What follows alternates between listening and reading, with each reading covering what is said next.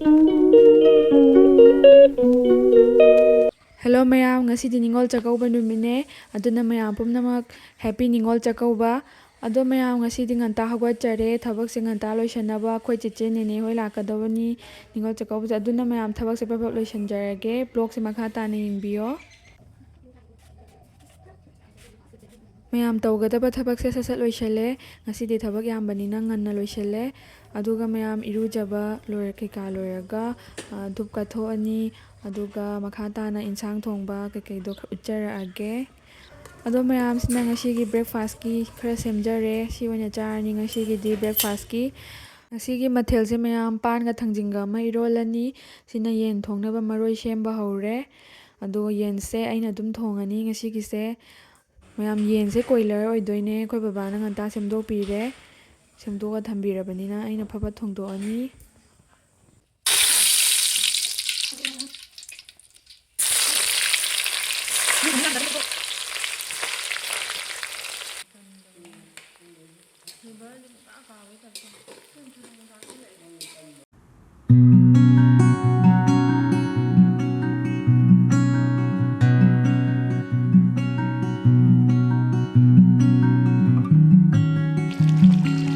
yen thongbasidu munsalakadore mayam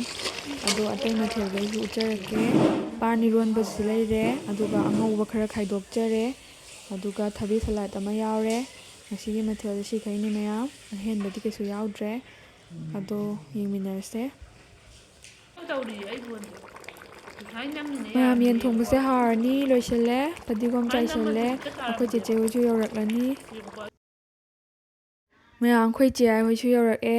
akhoi chai di yore do neton amaga watli chai ga neton khatang tare ngasigi ningol chakouba sidi akhoi cheche ahandi mapalamda leigibanina handak chahi di tholak tare aduna yaud phangdre yam nungaite yam miss tawe adugidi nungaite aduga akhoi ne ahansu handaki ningol chakouba se yaudre akhoi mayam pulap puladi mi suradi yam nungaigadabane ado handaki di punba phangdre mayam ado blog se makha dana adum yengminase nungaigani khale video se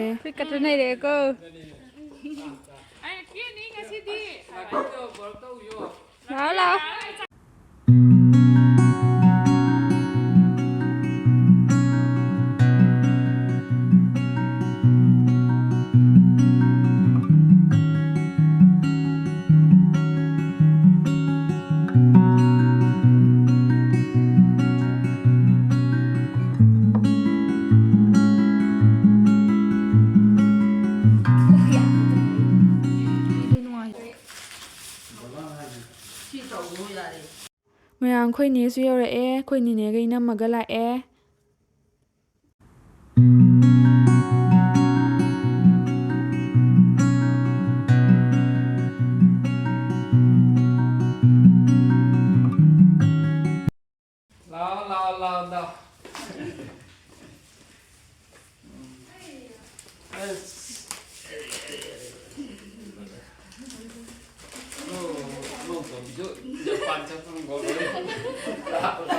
mayam khoi che nine hoi yorokpadai dum chak phacha thoe ado chabe video di hapa roige mathel sam haugre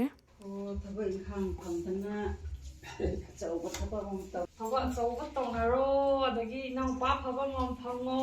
mayam dakhina di akhoi ngamjaba khara achamna dum tawjare ado yobi mahi amuk thaknaba tawri